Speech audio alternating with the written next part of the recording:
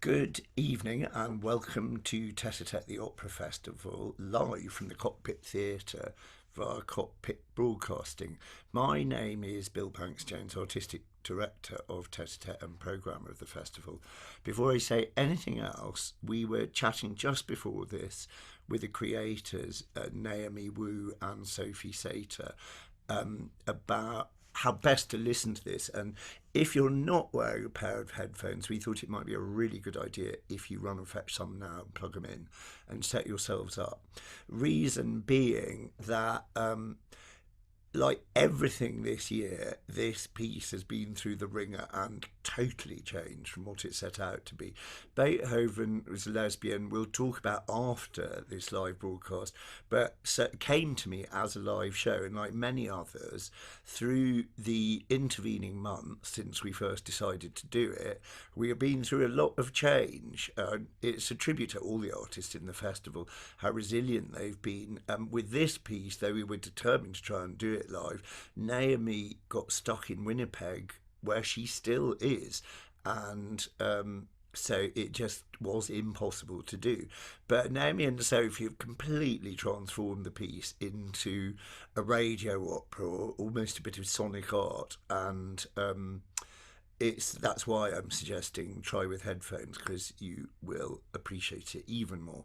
It's very sweet what they've done, very gentle, and I'm sure you'll enjoy it a lot. And second thing to say is that just as we ran a pilot for the DCMS for opening theatre with opera in July, so now we're working through the whole festival to compile a report with the Paul Hamlin Foundation on how to reopen or how to reprocess your work if that's necessary. So it would be really helpful if you contributed to that by answering a questionnaire you will be sent at the end. Third and last thing to say right now is how this broadcast is interactive. It's basically you type anything into the chat that you want, and if it's a question, I'll pass it on to Sophie and Naomi, or if it's anything that needs passing on, it will be typed onto my screen here and on it will go. Also, they've got a bit of a treat, I think, for the last 15 minutes or so of this broadcast, which I'll leave them to explain later. Anyway, let's first take a listen to Beethoven Was a Lesbian.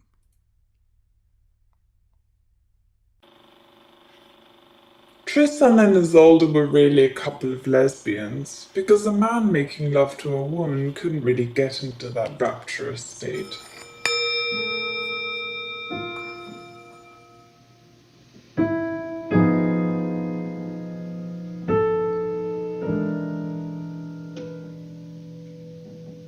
Let us call this temporal drag. Of all the associations that the word drag has with retrogression, delay, and the pull of the past upon the present.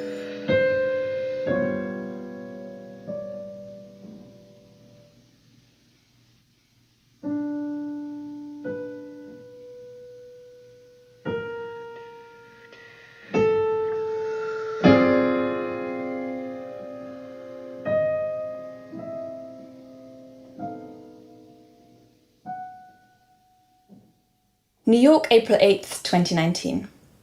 Dear Naomi, what constitutes your musical universe? Mine was formed perhaps age 7, with Mozart's magic flute, with the half-bird, half-human character of Papageno. Mozart was a harpy, etc. Shall we add that to our list? Sophie. P.S. I watched several of Carolee Schneemann's videos in the archive last week. I came across an early piece of Schneemann's, a self-published artist book containing notes and letters called Cézanne, She Was a Great Painter, from 1975.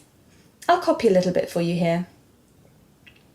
My first canvas was painted from a postcard of an icy stream glittering between snow-encrusted pine trees. I accepted the box and the instruction to paint from the postcard with utter devotion and joy. Around 12 years old, I knew a few names of great artists. I decided a painter named Cézanne would be my mascot. I would assume Cézanne was unquestionably a woman. After all, the Anne in it was feminine. If Cézanne could do it, I could do it. April 2019, Cambridge. Dear Sophie, Loved receiving your note about C. Did you know that as a child I always assumed Chopin was a woman? That reminds me that you asked me to tell you more about sonata form. A postcard might not be the right place, but I've always been one for using this genre inappropriately. So let's try. 3 sections: exposition, development, recapitulation. The exposition includes 2 main themes. Theme 1 is the masculine theme, presented in the tonic key. Theme 2 is the feminine theme, which is always in a different key, usually the dominant. Then, in the development section, material from both theme 1 and theme 2 is manipulated and modulated, finally arriving at an expectant, dominant chord that builds tension for the return. Lastly, the recapitulation. And now, as the title suggests, it's much like the exposition, the same 2 themes. But instead, after the masculine theme in the tonic, the feminine theme returns in the tonic too, subordinated into the masculine key. Does that make sense? Let me show you more at the piano next time I see you.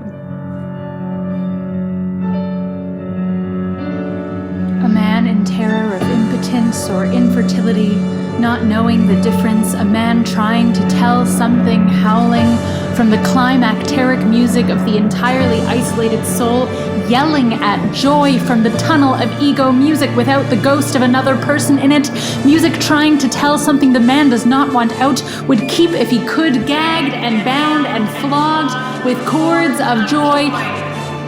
The point of recapitulation in the first movement of the 9th is one of the most horrifying moments in music.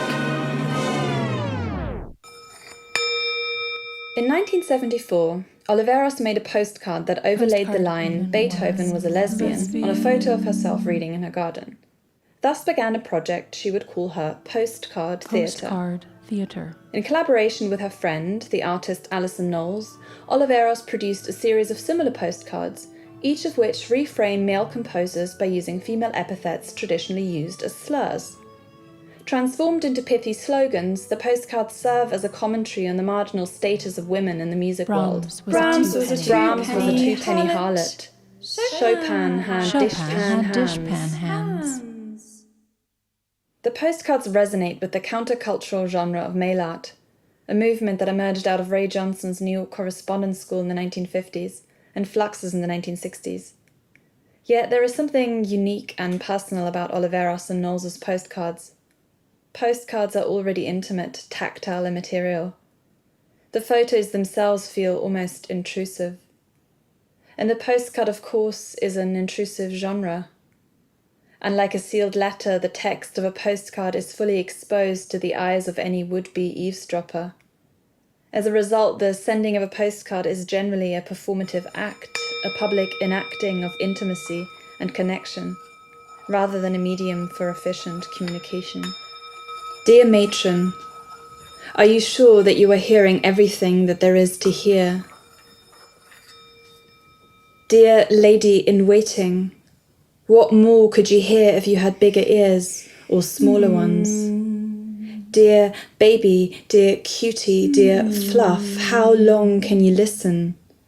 What? Dear wench, dear matron of honour, dear cow, dear mare, dear Cassandra, when are you not listening? Can you not listen when something is sounding? Do you remember the last sound you heard before this question? Dear Aunt Sally, dear sister, dear madam, dear damsel, dear dam, dear dam, dear broad, dear crone, dear goddess, dear ladykin, dear lady, dear lady of pleasure, dear lady's maid, dear lady of the house, dear madam, dear damsel, queen regent, dear girl, dear broad flapper, dear goddess, dear lady, dear woman, dear love, dear lady of lesbian, dear lady's maid, dear lady of the house, princess, dear mother, dear daughter, queen regent. Try not listening to anything. What happens? How can you not listen if your ears never close? Dear, a rag, a bone, and a hank of hair.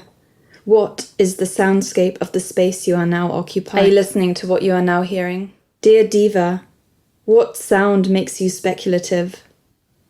Dear Dyke, what sound Are you gives you listening now? chills?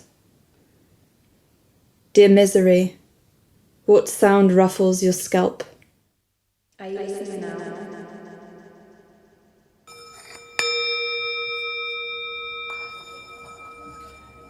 Okay, whenever you're ready. I don't remember how the inspiration struck me, but I just thought it was really terrifically funny. Beethoven was a lesbian. Let's twist this thing around. If we're out of the camp, then let's turn it around. I mean, who's going to prove that he wasn't? The word queer itself means across. It comes from the Indo-European root, tvelk, which also yields the German quer, Queer. transverse, Latin for twist, English athwart. It's like writing a history against history.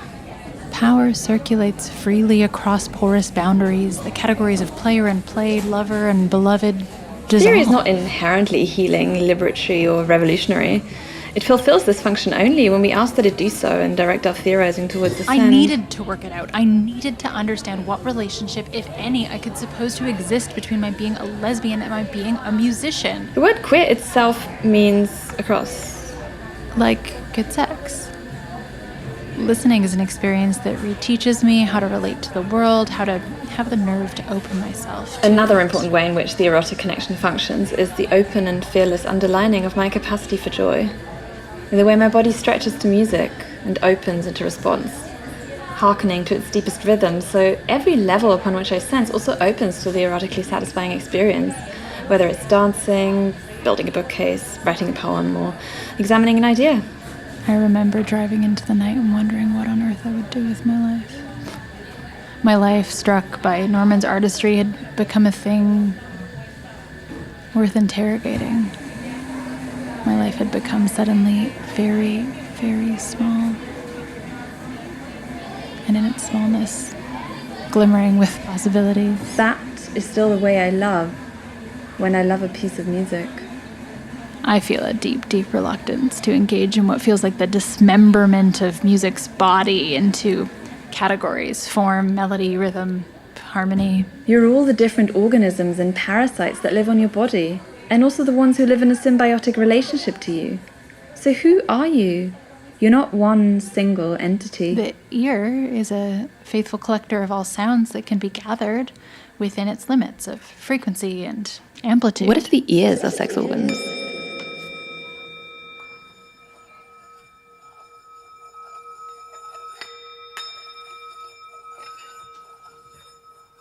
In her role as a composer, Oliveros is most well known for expanding our understanding and experience of sound through her method of deep listening, inviting a sensual encounter with materials and the environment.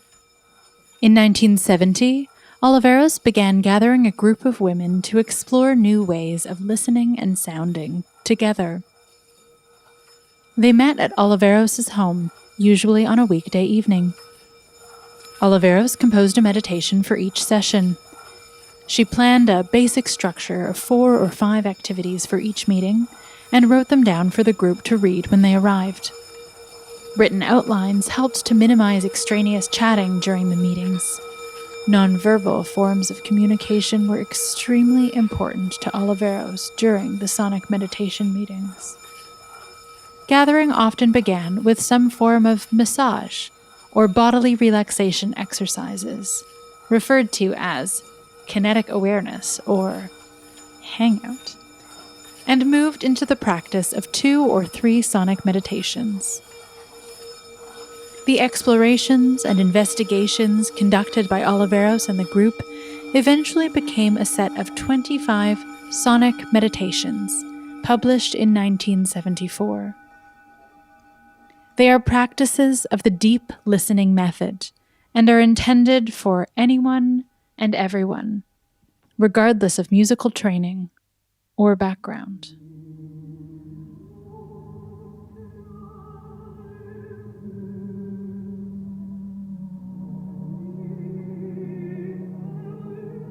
Isolde's Liebestod depends on certain beliefs, some homophobic, sewn into opera and queer culture. 1. Taboo love leads to death and is only satisfied by death. 2. In an unsanctioned love affair, gender dissolves. 3. Declarations of love rebound. Isolde serenades dead Tristan, but Isolde also serenades Isolde. 4. A dead, wounded, or paralyzed male body is an erotic sight and will inspire a soprano to sing. 5. Gay love grows social, sublimated, and audible by passing through the soprano voice.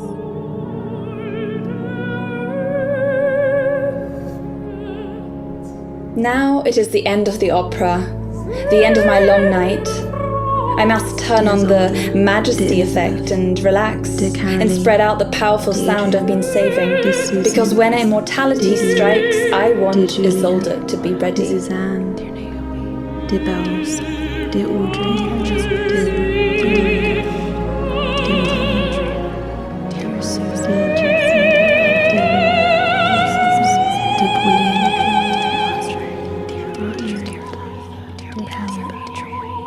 dear Susan, dear Pauline, dear Suzanne, dear Pauline, dear Audrey, dear Susan, dear Martha, dear Belle, dear Wayne, dear Caroline, dear Sophie, dear Martha, dear Laura, dear Jessie, dear Pauline, dear Pauline.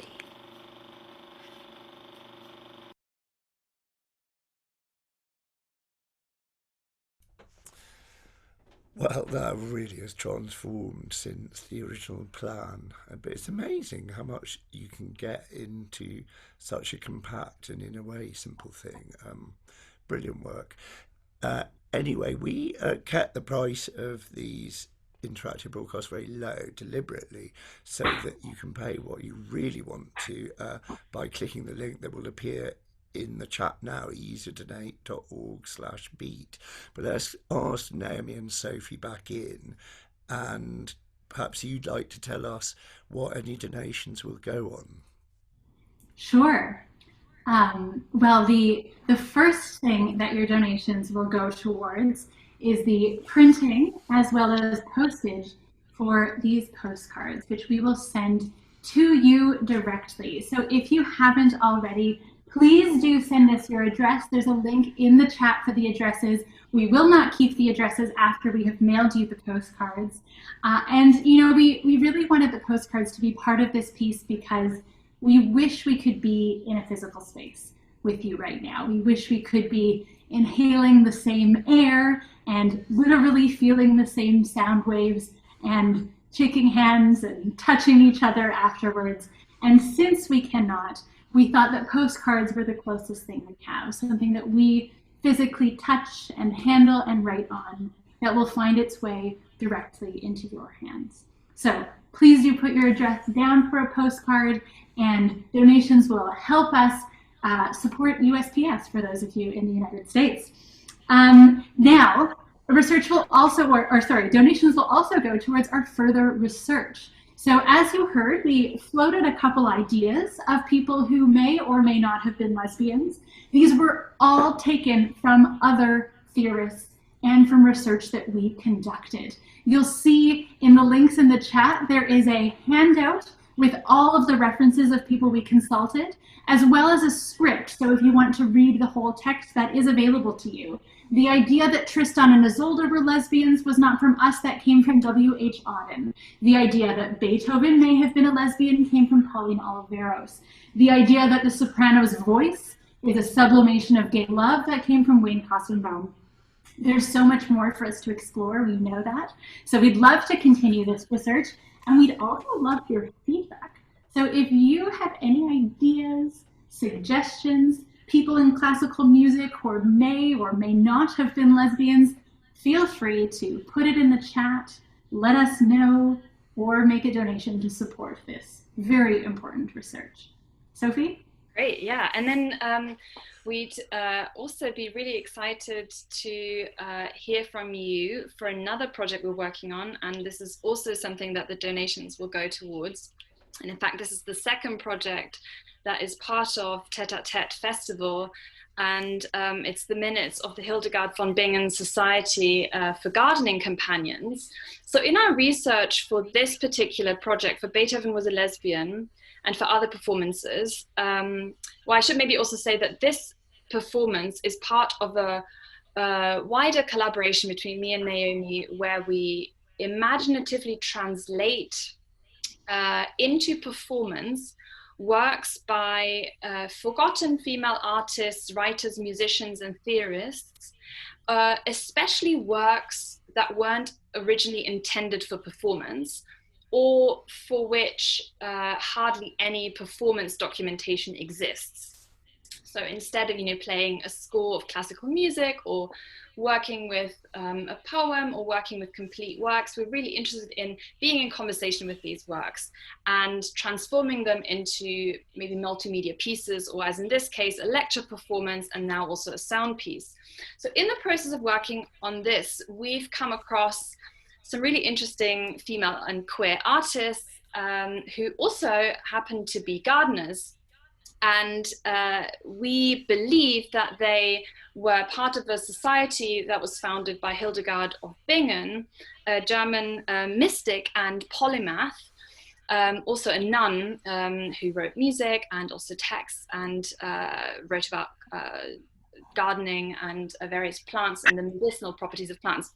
So this new project is really interested in kind of gardening as a form of care. Like gardens need tending. So we were interested in recovering some historical female gardeners and queer gardeners, thinking about, who gets to garden, and how is knowledge passed on. So if we think of maybe gardening as a form of knowledge, or what are female knowledges that are passed on?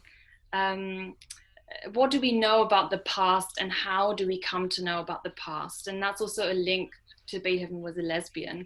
And how do we listen to women? How can we listen to queer people? How can we listen differently? And again, I think that's also where we see the links between those two projects.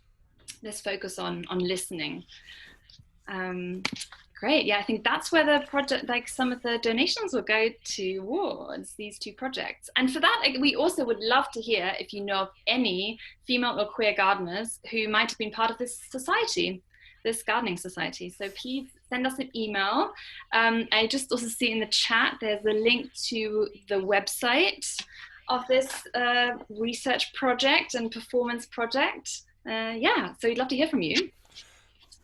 Yes, and I assume it, excuse me, it keeps open after the festival has finished. Is that right? Yes, that's right. So people can keep contributing then. Exactly. So yeah, so for the festival, we focused on a particular kind of, I guess, sub-project of the piece called a garden variety, where we shared recipes and scores for care.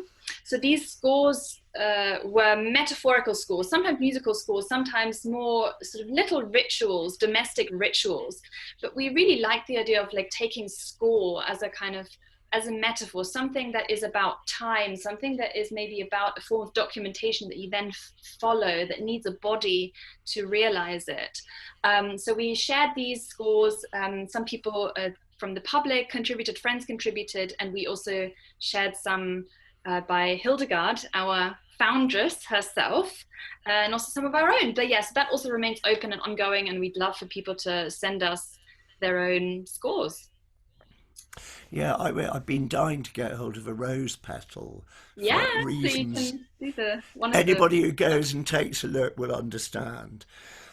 Meanwhile, let's find out a bit more about Beethoven Was a Lesbian. Naomi, let's go back to you and tell us. I mean, the one thing that's really lodged in my head is it was impossible to do without a grand piano. Now, that will be quite interesting for people who've just seen what we've just seen. So what would it have been? Well, in effect, it's very similar, actually. It was sort of half performance and half lecture. A lot of the text has stayed the same. And in a way, the sonic format, in the way that so many constraints do, allowed us to really focus on listening. In the live performance, we were dressed up as we are now. We thought it'd be nice to dress up. You can't see my bright red pumps, but I am wearing them. I promise you I am. I'm wearing a conductor's outfit. Yeah. So there were gestures, and we wanted to sort of gesture towards that with the title cards. That's why we let you see sort of where you are in the story, if you will, in the opera with the different acts, as well as the different gestures. Because in a live performance, we would move around the stage, we would be enacting these as well as speaking them. Yeah. I was just going to say, well, with the piano, I mean, I think the reason a grand piano would have been great is because we're really interested in exaggerated gestures, or in melodrama, or in these signifiers of opera without it being an opera. So I mean, the piece has all these references to opera, like Wagner's Tristan and Isolde, Jess Norman as like, I mean, a really incredible black singer, and various other references sprinkled throughout without the piece itself being in the form of an opera. So I think that's why the kind of grand piano would have been a visual reference. And I played the piano. And you played the piano, in the performance. I did in the sound pieces now. As you can see, I've gathered all of the visual references to opera. Yeah. Yeah, I totally get that. I mean, it's an interesting case study for the whole festival, really, because it's all of us, which the public don't know, have been in so many conversations through almost the whole year about what are we going to do, what are we allowed to do, can we get there, will we be able to do it. So I absolutely remember you at the beginning saying we've got to have a grand piano, and then me halfway through in about June going, I'm really sorry but we don't have the money, can you cope with an upright, and you going, yes, all right. And then we've ended up somewhere else completely different again. I mean, well done you two for bearing with us, really. I'm really tempted to ask more about Pauline Oliveros. She's so overshadowing this whole thing, isn't she? To know who wants to expand on her a little bit. I don't know. What do you want to know? I mean, so this is a really great book I would recommend. I mean, you probably have it already, right? The deep listening method, a composer's sound practice, which explains a little bit about her practice. I mean, we obviously talk about it in the piece as well, but I think what's so interesting is that it was really for people who didn't need any music, or you didn't need any musical training. It was really for anyone to sharpen our awareness of what sound is. And to listen differently. And so many of her instructions are incredibly poetic, which is why I'm drawn to them, because my background is in poetry. And they are like these mini poems, basically. But also, I think what attracted us to her is that she thinks of the deep listening also as maybe as research, and we're interested in thinking of this as a way of doing research. Rather than just, reading books or being in the library or writing an academic article, like maybe doing these sonic meditations is a way of, it's an embodied form of research, embodied form of knowledge. I think that's something that attracted us to her, really. And we, through the sound piece, we also tried to imagine what maybe one of her hangouts was like, because she gathered women in her home, in her living room, doing these meditations. So they're really rooted in practice, even though now obviously they're shared, and in some ways there's also kind of a sort of theory, you could say, of like what this understanding of sound is, what the deep listening method is. But it's rooted in this practice, in these practical experiments with sound and with community.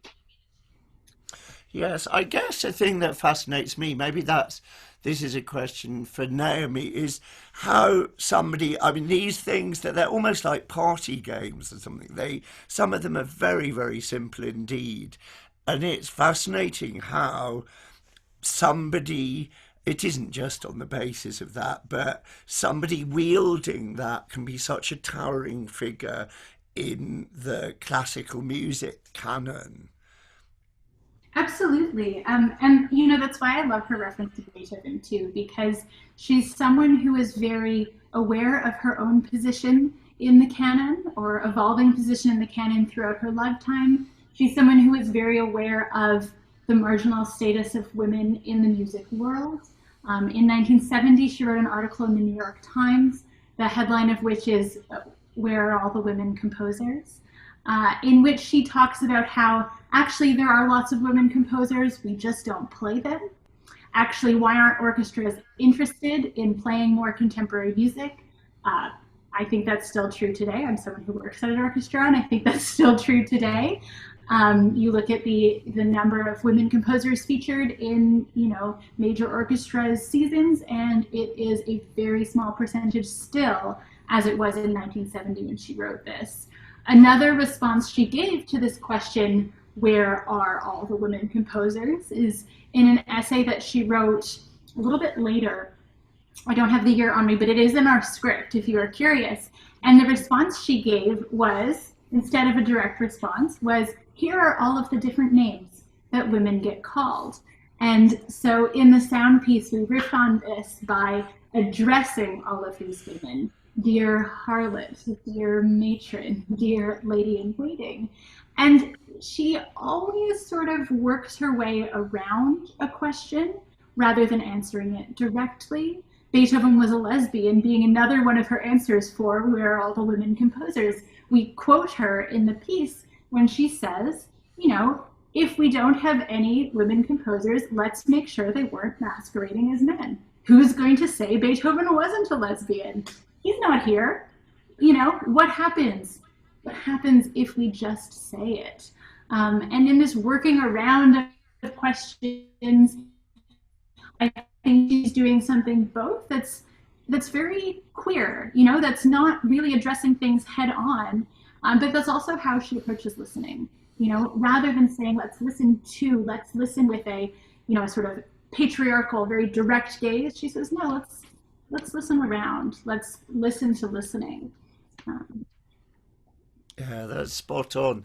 Well, I'll do a little trail for ourselves. You two probably know, the public won't because we haven't announced it yet. But April Kyojo Odige, who did a show in this year's festival, asked if she could make a kind of discussion for women in opera, which we'll do at the end, which is frighteningly the 30th of October. And hopefully you'll be there. I don't quite know what it'll be, but we did notice in the Zooms that we were endlessly having to work out what to do, and within which all you artists help each other, that it was predominantly women. I think it is about 2/3 women-led, which is quite weird when you look at everybody else. I had a terrifying, very memorable moment with Stella Duffy, who's a great lesbian icon, really, who's written an opera for us before. And I said to Stella, I just cannot understand why everywhere isn't full of women, because they're fantastic and we have loads and it's not a problem. And she said, that's because you have no money. And terrifyingly, I think she's probably right. There's something of the where where there's a lot of money and power and enormity, there's a lot of trousers still, especially in opera. It's a weird, weird, weird thing. There's a great essay, one of Pauline Oliveros' essays about women in music. The title is "Why Haven't Women Composed Great Music?" Subtitle, "Why Do Men Continue to Ask Stupid Questions?" It's so weird, isn't it? But do you think things have changed or are changing? I don't know. It's always such a big question. One thing I wanted to say, and it's kind of connected, but just what Naomi said earlier about kind of Oliveros's queer approach to listening. Something we've been influenced by with this for this project is Elizabeth Freeman's concept of temporal drag. She's a queer theorist. So there's kind of maybe non-linear engagement with time in the past, and how some things can seem out of sync or out of time, or more contemporary or less contemporary at different times, but that there's kind of no linear progression that we follow, or that things can be kind of excitingly anachronistic. And we were also thinking about how we are actually in performance, when we are doing this performance live and also other performances, maybe literally dragging things across the floor, or in this case, how we're sort of sonically dragging Pauline Oliveros' ideas, but also other people's texts, how we're dragging these texts across the space and then kind of visually and sonically transmitting it into a different concept, into a different context, kind of really thinking about alternative modes of thought or modes of history. So for me, I think that question, if things have changed, I just think it's maybe more interesting to think of time as not so linear. That's a great point, Sophie. And that's exactly what Pauline Oliveros asks us to do. She asks us to say not, are things better, but to say, well, maybe Beethoven really was a lesbian. Let's just give that a chance, right? And I think, when we're thinking about how things have changed and the status of women in the music world, but also beyond, I think it's always important to acknowledge that many of the advances that have been made, and of course there have been for white women. And in opera, we're extremely aware. I'm extremely aware as an Asian woman of the, misogyny. That misogyny goes hand in hand with Orientalism in the conventional opera world.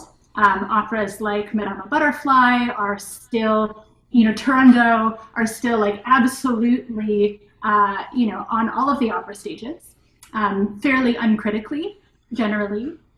And also for Black women, I mean, we have these icons like Jessie Norman, but the opera world in general is not a safe and open place for Black people. The Met only stopped doing Otello in blackface in 2015, and recently screened the video performance of a blackface Otello just a couple of months ago, and this is the arguably one of the most important opera stages in the world. So I think when we ask about improvements, unless we're also looking at, from an intersectional angle, we can't have a sort of critical assessment. And I think improvements in the music world for women that are unequal in other ways, that promote white women at the expense of Black women, of women of color, are not improvements that I'm personally interested in. This is almost the big issue of the time. I think there's so much we've got to talk about it for years before it gets sorted out. I mean, my experience is I think opera is more excluding than it used to be. That now in Britain, you've got to have 10 years training, and hardly anybody can get that unless they're starting from a position of privilege. Whereas it used to be people would come in through amateur operatics a lot, and that would let anybody in and they could rise to the top and get their experience that way. And that's where people like Jessie Norman or Willard White or whoever came from right the way back. That's what got them into it. Anyway, a useful change of subject, because we could get stuck here forever from the chat, from Ursula McAllister. When thinking about non-linear time, how far are you thinking about the future, was kind of what you were just saying, whether as utopia, dystopia, or other imagined futures? Well, that is actually generalising out what you were just saying. Maybe we should lob that at Sophie. Yeah, well, it also connects actually to our Hildegard project, really, I would say, because I think we got to that because we were really starting to make these performances, wanting to learn from and be in conversation with these historical voices. And then we had this idea like, oh, what if we came up with this girl band or collective of all these disparate voices, even from different historical periods, so not in different countries, speaking different languages, using different mediums. And so I think that's sort of our little utopia of those, of that gardening society. That's what I would say probably. What do you think, Naomi? Well, Bill, you were just talking about how Tete has produced so many of these incredible collaborative pieces and all these incredible collaborations between women. And I think we'd really like to keep exploring the ways in which we can keep collaborating as women, but with women also across time. And I think that it can include women in the past, and that can include women in the future.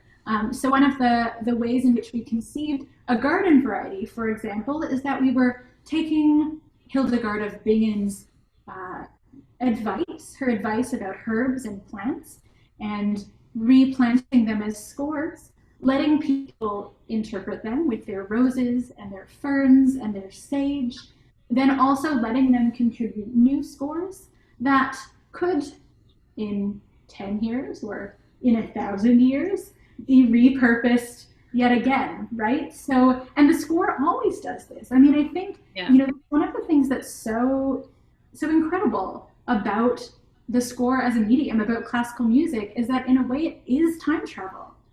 Like, I think it literally is time travel. It is communication with the future. And especially when you think of these composers, I mean, like Schubert, right? Writing a whole bunch of sonatas at the end of his life that were so beyond what anyone was writing or playing at the time, putting them in a drawer, knowing he's about to die, having no idea if someone will perform them, but having some kind of trust that he's leaving a message in the bottle for the future.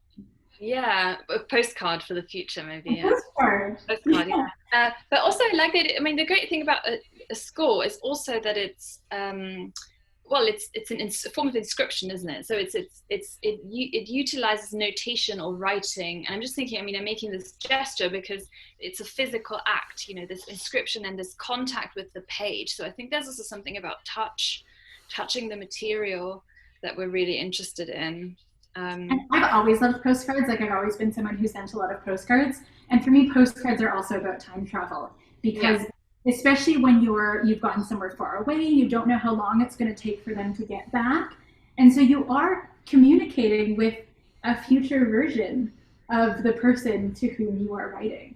Yeah, and as we also said, like in the piece, it's a performance, because it's semi-public when you write the postcard, and it's an imagined you in a way. It's like I mean, obviously it's real, but also somewhat imagined, this you and this I who's speaking and performing a version of myself writing a postcard. Yes, it's also I'm we're so on the same wavelength. I'm very, very pleased to have got a postcard made this year for every single show in the festival, because I was so determined that you should not be cut out if you couldn't access the digital world. And I'm also very pleased that we made these interactive broadcasts so you can access them by phone. And we have had somebody do it from the States, amazingly. Can't be a cheap way of doing it. I'm keeping a slight eye on the time, because I know you've got something else to do with us before we finish. Yeah. So cut us off if this is too much. But a question from Leah Devadasan, I hope I've said that right, which is quite a question. You may be able to see it yourselves. Do radical assertions such as Beethoven is a lesbian, Bach is a mum, the soprano voice is a metaphor for gay love, change the way that we hear familiar repertoire? I'd say so. How has it changed the way you two, Naomi and Sophie, hear these people / musical phenomena? Yes. So my answer is yes.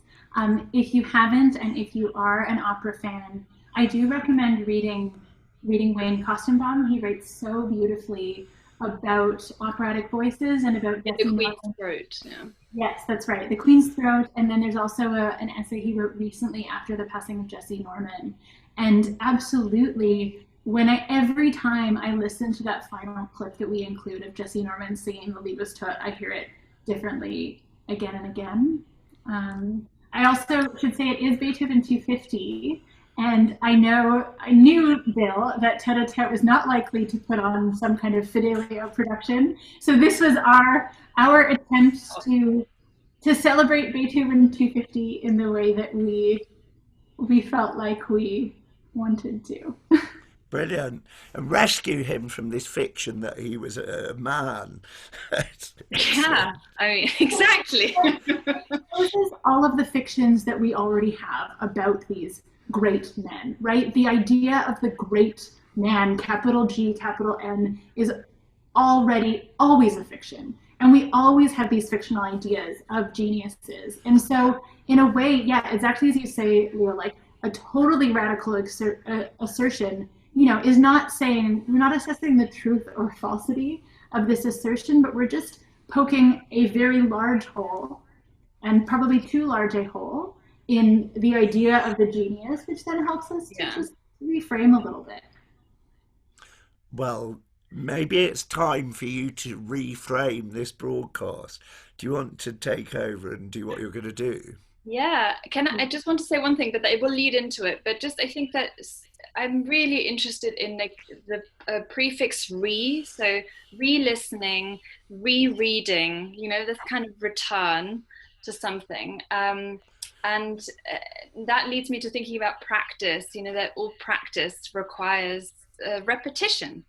And reattuning, re-listening. So as a kind of gift to you as the audience, we invite you to do a sonic meditation with us in your home. It's very easy. So we'll just lead you through one of Pauline Oliveros's meditations, and we'd love to hear from you maybe in the chat afterwards if you have any thoughts or feedback or what you notice. So it's really all about noticing something in your body, in your environment, what you hear, what you feel. And Oliveros always started with just kind of a focus on the breath. So before we do like the sonic meditation, we invite you to just sort of breathe in and out as you do normally, and just notice sort of are you breathing in really kind of smoothly, or what's sort of the pace of your breathing. You could even count your breath, count your in-breath, and then you breathe out. You can maybe also notice like where are you sitting, what parts of your body touch the chair, or what parts of your back touch a chair or a sofa, and which parts sort of raise or move when you breathe in and breathe out. And can you hear your breathing? Do you hear it when you breathe out, or do you also maybe hear it internally?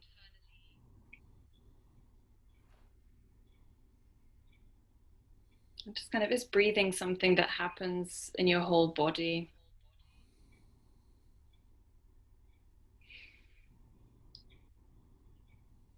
And then we'll maybe do the actual meditation. It's number 22. So we invite you to think of a familiar sound, and first just listen to it mentally.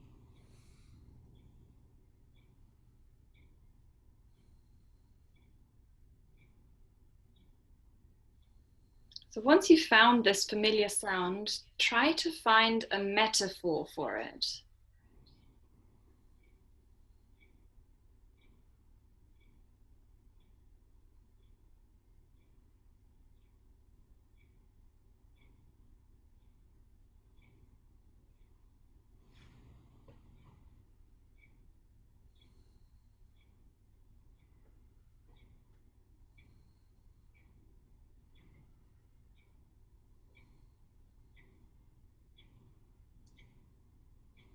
What are the real and imaginary possible contexts for this sound?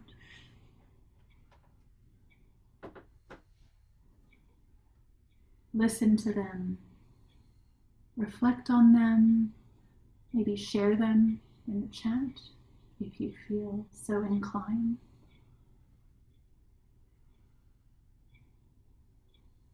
How many ways does or could this sound affect you?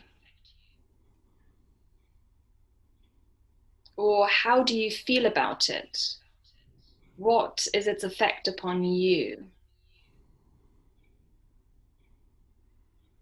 So how many ways does or could the sound affect you, or what is the effect upon you? What do you feel about it?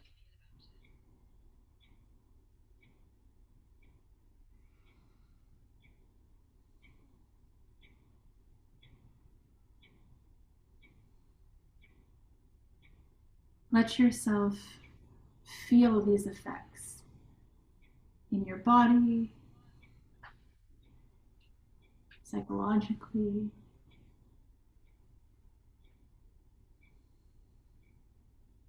Where in your body do you feel the effects of this sound?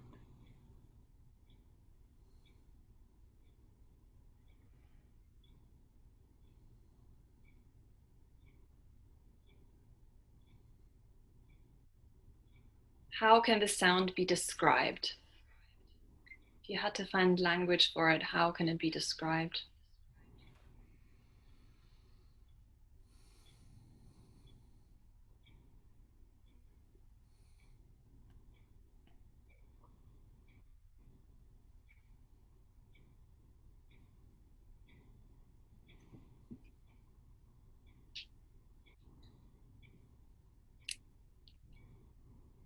Now, when you're ready, you can return to the real rather than imagined sonic world. Share with us any particular reflections you have, any answers you have to those questions. I don't know, Bill, if you want to share. Yeah, we'd love to hear what people's sounds were or metaphors. And I think even just from a simple meditation like that, I mean, even though I've done this with students, or like I'm just rereading it, I just now, every time I just think, I just realize how philosophical these questions are. You know, they're practical experiments, but they're also just like really deep questions actually about the world, or like they make you see things differently. Ask deeper questions. So yeah, we'd love to hear from people. This is sort of the end of the event, pretty much. So any other questions or thoughts? Stan's like, I can't see the chat, though it looks like it's got a lot in it. I don't know if you two can. Yes, but no, not referring to this question, just other things. Maybe I everyone's find like it. relaxed now. Yes, I think that's right. In a way, I wanted that to last about an hour. The I brain know. has to move so quickly to get from each, to, to frame each of those thoughts, and you kind of want to get the right answer to each question, which is really hard. Yeah, I mean, I think if you were doing it properly, yeah, you would have to leave quite a lot of time for every question. Yeah. Okay, we had an owl's caw. Bill, what was your sound? Well, I think I can't work out whether it began with one of you's got a clock in the room, but it became the clock I have at home that turned into a dripping tap. That then I started going, but actually, is this my heartbeat going through the headphones? Which is where I felt the sound. It all became very zen and trippy. Someone said turning to liquid. Oh, a clock and a drip also. Mm. So there's some telepathy Yeah, between those, yeah. in Daisy and Bill. Maybe it is. I am getting my heartbeat through my headphones. That's very weird. Can anybody else hear a ticking clock, or is it that? No, I can't hear one. Maybe it is your heartbeat. That's weird. You have That's so weird. insects and a drum line. Mm. Insects is great because like that's actually what you can hear, like the high frequencies in your ear. I mean that they sound like insects. That's so beautiful. I like that. Like that's actually real. I mean, those are obviously like when you have tinnitus, that's the extreme form, you know, when you hear too much of what goes on in your ears. But like the high frequencies, they are just so beautiful. So it's like insects, yeah. Well, before we wrap up, I do want to say that we do really want to write you. But really, we're desperate to write you a postcard.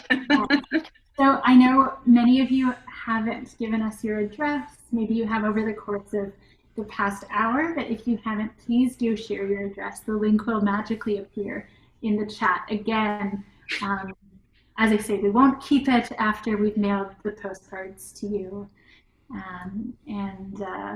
Yeah, we really look forward to sending them over.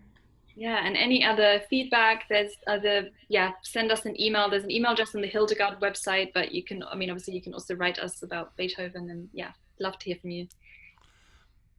I think you've brought us to a place of such calm and peace. It's maybe time to say a gentle good night. Gentle good Thanks night, everybody for watching.